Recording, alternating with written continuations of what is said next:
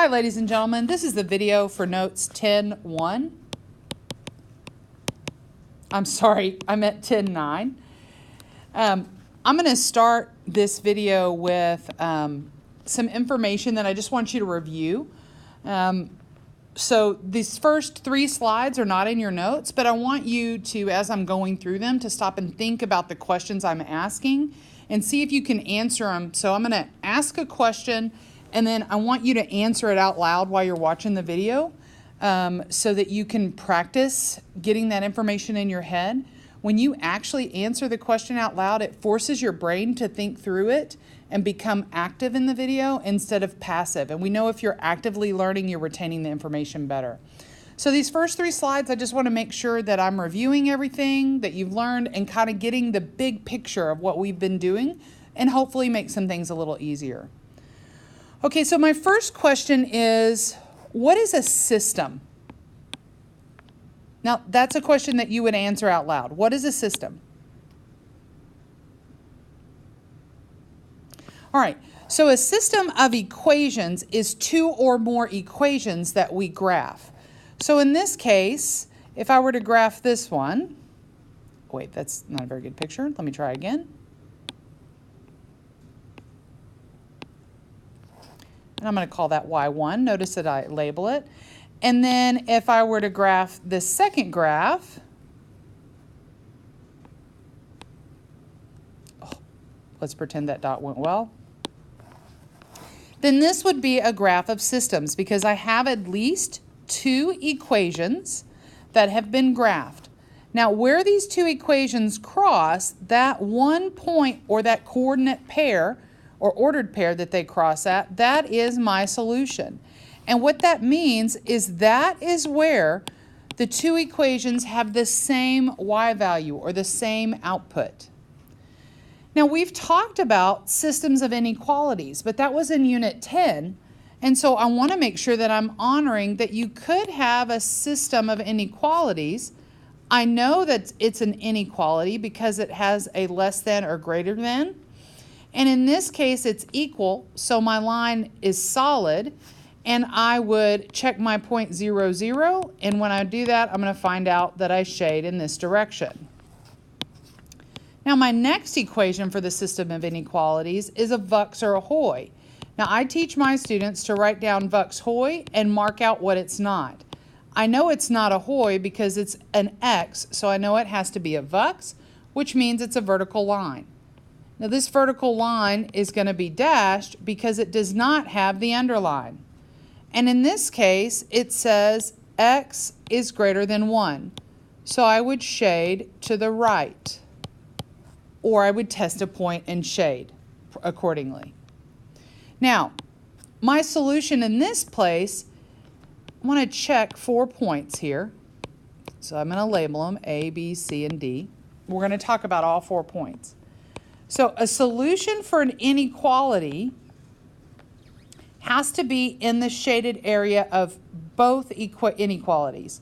So if you look, D is the only point in the shaded area that's shaded blue and red. Now I'm going to go in and highlight that area for you so you can see it a little easier. Oh, and it covered up my D. C is in the blue, but that means it's a solution for the blue, not the system. And B is in nothing, so it's just way out on its own. A is a solution for the red, but it's not a solution for the system because it's not in both. Now, what if I have a point here, E, or a point here, E, F? So E is on the solid line of Y1. So I know it's an equation that, it's a point that is in the system and is a solution. However, F is on the dashed line.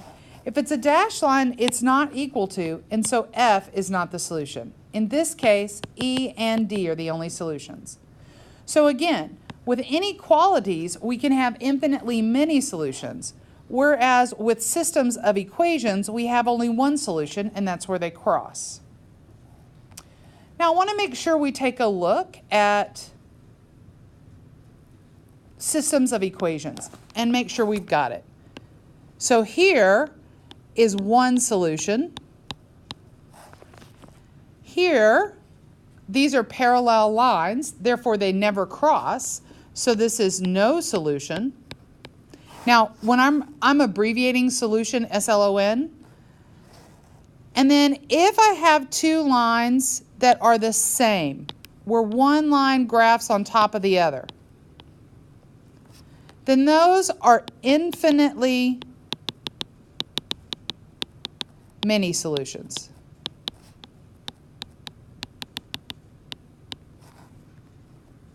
Now I want to go back and talk about no solution. I had a student say none, that the solutions are none. And I said, no, that's not correct. None is zero, and zero is a solution. So in this case, you cannot say none. You have to say no solution. Now, systems of inequalities, again, where is the solution? All right, if you take a look,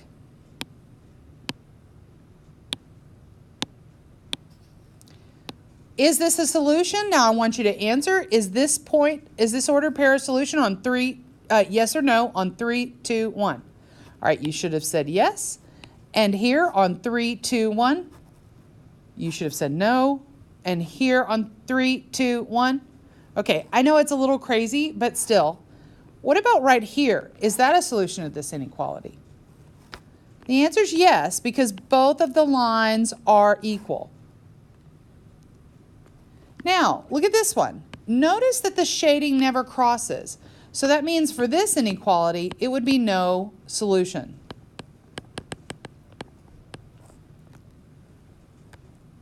Now we're still reviewing.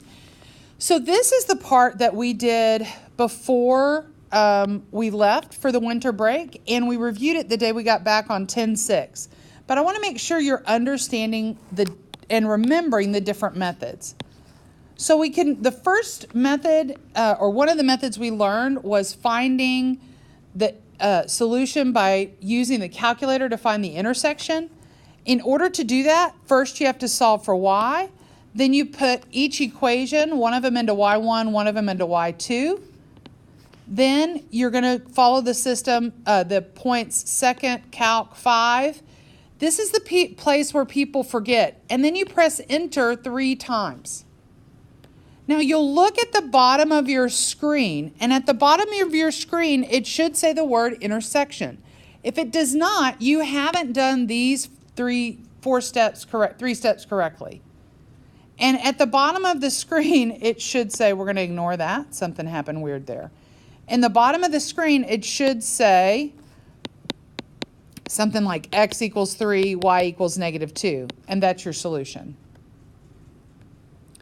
Now, the other thing that we learned on how to solve a system, or how to find the solution to a system, was by looking at a table. So if I look here, I see that I put 3 in, I get 6 and 3. Well, that's not, the y values aren't the same output. But when I look here, if I do an input of -2, I get 5 and 5 on both equations. And that is my solution. So if you're thinking about it, that means I have the point -2, 5, and it is on both equations. Now, the other thing we learned was how to use matrices or matrix. Now, when I brought this slide into this PowerPoint, it did weird stuff. So I apologize in advance for this weird space here. So just ignore this because it's supposed to be up here. So when we're doing matrix, it must be in standard form. Standard form is AX plus BY equals C. So an example of that would be like 3x plus y equals 10. You need to make sure that the x, the y, and the c are all lined up. So for example, if I had something like this, these are not lined up. See how the x's aren't one on top of the other? Instead, what I need is I need to make sure that,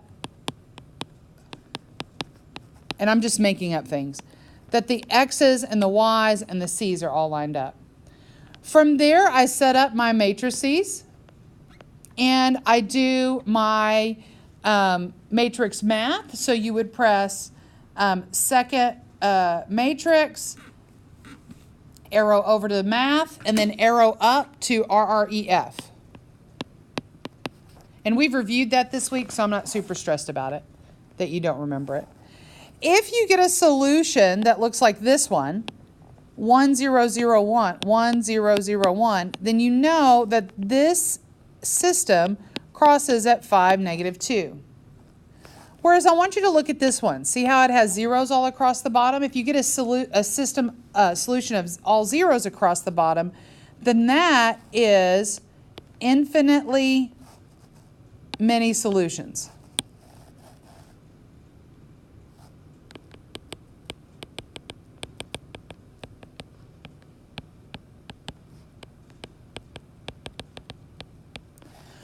Whereas if you have 001, then that is no solution. Now, the way I teach my kids to remember it, I teach my kid that I get really excited with infinitely many solutions. So when I look at this bottom, I'm like, whoa, it's infinitely many solutions. But then when I go to look at the bottom of this one, I'm like, oh no, you didn't do no solution.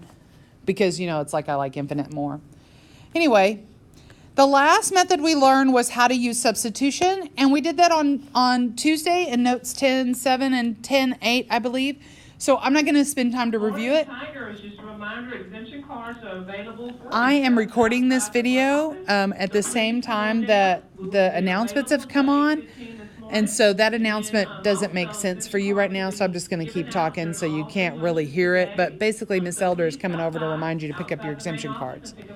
So the whole reason why I spent the last 12 minutes talking is because I want you to realize that all we're doing is asking you to solve systems of equations over and over and over again. We're asking you to find that ordered pair where the two lines cross over and over again.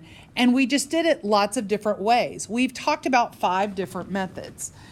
So one of the basic foundations of algebra is that we teach you how to solve the same system multiple ways because it's important for you to be able to think.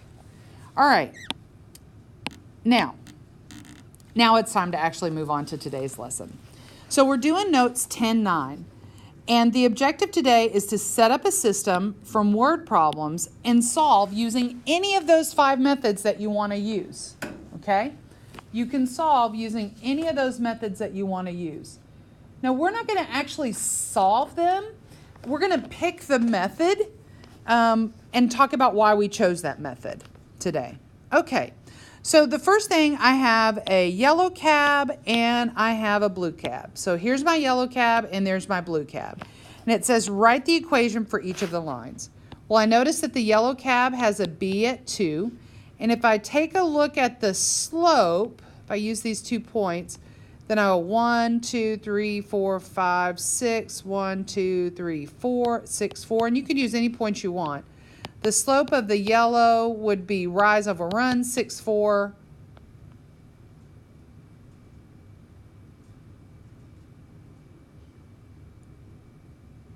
I might be doing this wrong. Let me look at it real quick. Okay, it says it's 2, up 2 over 1, up 2 over 1. Oh, it is 2. So then up 2 over 1, I must have miscounted. Oh, I did. 1, 2, 3. That's how I miscounted. Okay, good. Now I'm going to go back. All right. I'm going to choose 2 pretty points. So if I go up 1, 2, 3, 4, 5, 6 over 1, 2, 3. My slope is 6 over 3. 6 divided by 3 is 2. So I know my slope is 2 and my b is 2. So my equation is y equals 2x plus 2. Now if I take a look at my b, my blue cab, I see that my blue cab has a b of 5. And if I look at that slope, it's up 1 over 1, up 1 over 1, up 1 over 1. So I have a ninja 1, and I would just write it as x plus 1. Now, it says, where is the yellow cab cheaper? Okay, so we know it's cheaper based on where it's located when we're looking at the graph and the lines. Hold on, I need to erase some stuff so we can clean this up. So when I'm looking at this graph, I know that this part of the graph, the yellow cab is cheaper, but this part of the graph, the blue cab is cheaper. And the way I know that is because of where it's located. So if you look here, the yellow line is below the blue, and up here, the blue line is below the yellow. So that's how I know it's cheaper, okay? And so it says, where is the yellow cab cheaper? Well, I know it's here, okay? And so if I take a look at this point, which is the solution where they're the same, I can see that that's at 3 miles, which means if I take the cab for any distance less than 3 miles, the yellow cab is going to be cheaper. So before 3 miles. Now it's asking, where's the blue cab cheaper? Well, I know right here they're the same, and that the blue cab is cheaper anywhere this way. So the blue cab is cheaper after 3 miles, okay? And then at 3 miles, it's the same. They're the same because that's where my solution is. My ordered pair on this point is 8, 3. I'm sorry, I did that wrong. 3, 8. This is my X value, this is my Y value, so I know at 3 miles it will cost $8 no matter which cab I take. All right. Now, which cab, if you're going 2.5 miles, which cab should you use? Okay, now it's obvious because of how we just talked about it, but I want to make sure that you understand the process. So it says after going 2.5 miles. Well, miles is on the x-axis, so I go to 2.5 right here. I look up and I see that the yellow line is what I hit first, and that the yellow is going to be $6 roughly. So if I'm going to do 2.5 miles, I'm going to take the yellow cab. Because if I were to go up to the blue line, I can see that it's about $7.50. So the yellow cab is going to be cheaper for 2.5 miles. It says if you're going to travel 17 miles, which cab should you take? So if I take a look here, here's my X value because 17 miles is an X value. I look at 17, if I go up, now the blue line isn't continued, but I can imagine it. I can see that the blue line is what I'm going to hit first, and it's the cheapest, so I should take the blue cab. Now, remember, our objective is to take a look at word problems and figure out which would be the best method to use to solve. So we're going to start with example 1. Example 1, I have 8 pens and 7 markers, and they cost $3.37. So I'm dealing with pens and markers, so I'm going to define my variables as P equals pen and M equals markers. Now on the notes, we've defined the variable for you, but you have to make sure you're defining it yourself on the homework, I think. And sometimes the EOC will define that, or always they'll define it for you in the problem. So 8 pens and 7 markers cost $3.37. Now I'm going to go through and read the whole thing. While 5 pens and 11 markers cost $3.10. And it says find the cost of each pen and each marker. So usually when I'm dealing with money, sometimes we put all the money in the same equation. But if we do that, we usually have, when we're dealing with systems, we have 3 monies, money, money, money, which we don't have 3 monies, we only have 2. So when I look at this, I'm thinking this sentence gives me my first equation, which would be 8 pens plus 7 markers equals $3.37. And then my second equation is going to be 5 pens plus 11 markers equals $3.10. Now, the question is which system or which method would you use to solve this system? Well, my question to you is what form is it in? Is it solved for y already or is it in standard form? Well, it's in standard form, and my values are lined up, meaning my p-values are lined up, my y's are lined up, and my c's are lined up. I said y's, I meant m's, but you understand what I'm saying, hopefully. It doesn't erase well. So my suggested method for this problem is that you do matrix or matrices. And I chose that method because P, M, and C are all lined up. Or you could have chosen because it's in standard form. You could have said because P and M are on the same side. It's up to you. Example 2. The length of a rectangular field is 12 feet longer than it is wide. All right, I'm going to tell you right now, the biggest mistake students make when they're working problems like this is they don't draw a perimeter. They don't draw a picture. If you draw the picture, you're like 17 to 20% more likely to get the problem right. So I really want you to get used to drawing the picture. So I'm going to draw my picture. Okay. And it says the length of the rectangular field is 12 feet longer than it is wide. Okay, so I'm going to hang on there for just a minute and keep looking, keep reading. And then it says the perimeter is 76. Now, perimeter is not on your formula chart, so you have to know that by now. They expect that you've learned it in middle school. And then it says find the length of the field. So I'm going to start with this first one. It says the length of a rectangular field is 12 feet longer, that's going to be plus, than it is wide. Longer than, that's going to be a switch word. Is going to be equal. So if I look here at the top, I should say L equals W plus 12. And that's going to be my first equation.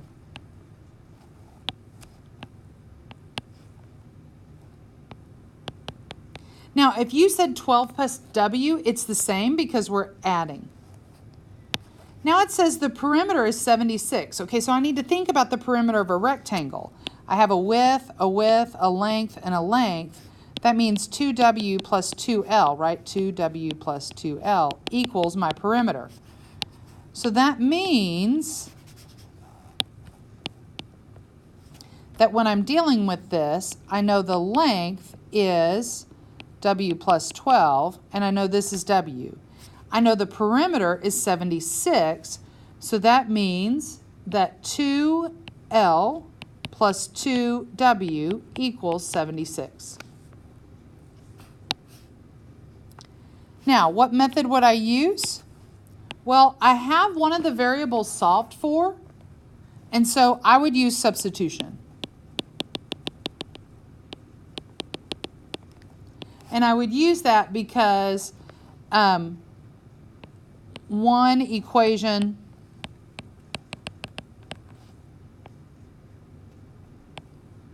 has L by itself. I don't like by itself. One equation has solved for L, which means I could just take 12 plus, W plus 12, and everywhere I see that, just plug it in.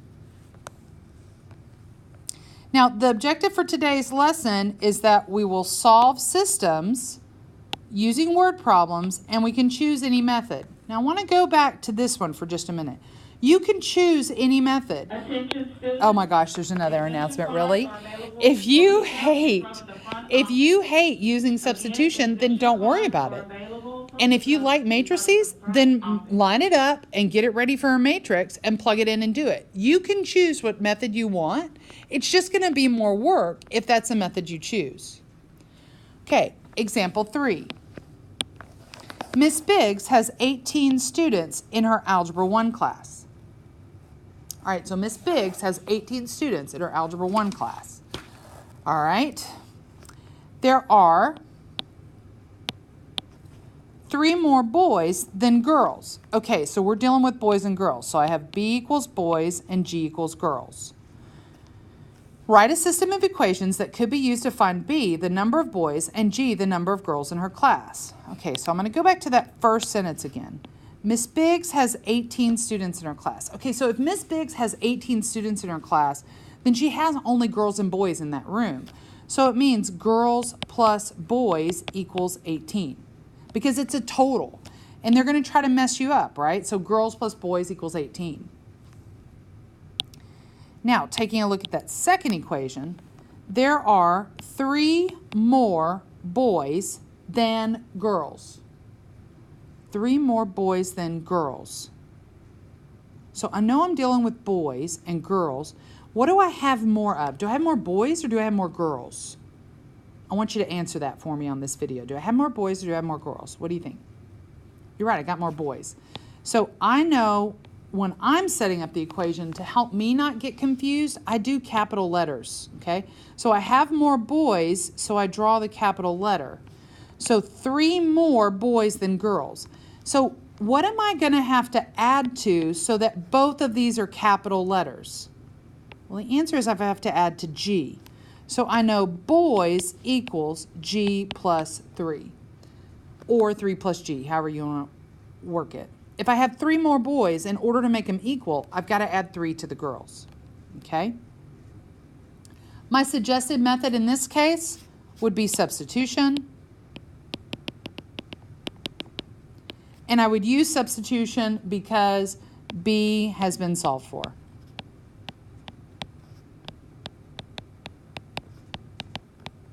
Now, let's say you prefer systems.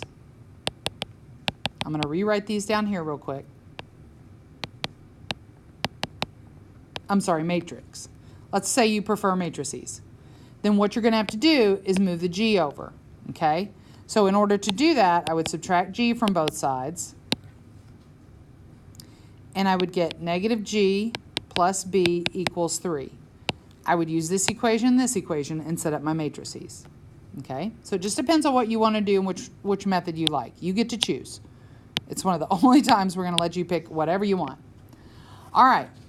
So again, we're dealing with total, so that's going to make me think I've got to add some stuff together to get the equation. So let's take a look at what's going on in this one. I know this equation confuses people, so I'm going to read it at least 2 times, maybe 3. A store manager purchased a total of 21 coffee mugs and t-shirts. So I'm dealing with mugs and shirts. Each coffee mug costs $2.75 and each shirt costs $8.50. If the store manager spent $132.50, how many coffee mugs were purchased? Okay, so do you remember on that other question when I said if we have money and it comes in threes, then I usually put it together? So look, I have money, money, money. So I have 3 monies here. So I'm going to think that I might have to put this together, okay? So it says each mug costs $2.75. So that is a rate. And then it says, which means it's a slope, and that each shirt cost $8.50.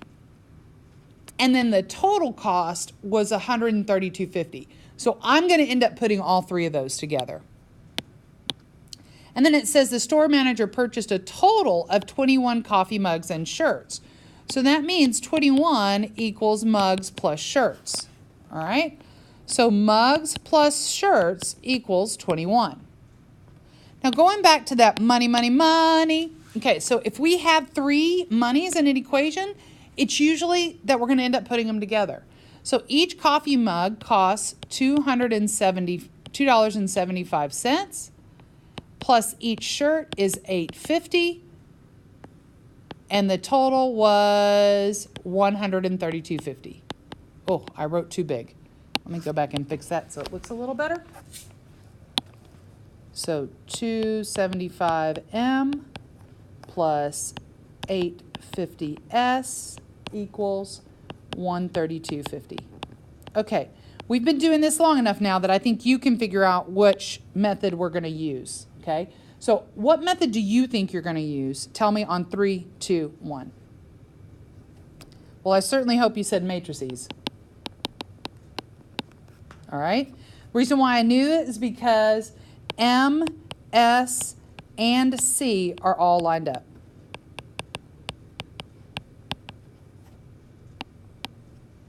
If you look, my M's, my S's, and my C's are all lined up. Okay? And we're ready to go. All right, ladies and gentlemen, that is the end of Notes 10-9.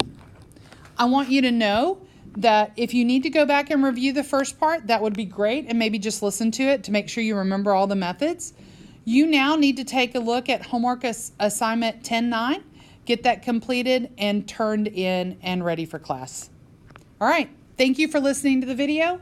We know that students that listen to these videos and use them to review and study actually do better. And one of the best things you can do is actually listen to the video before you come to class. All right, thank you again.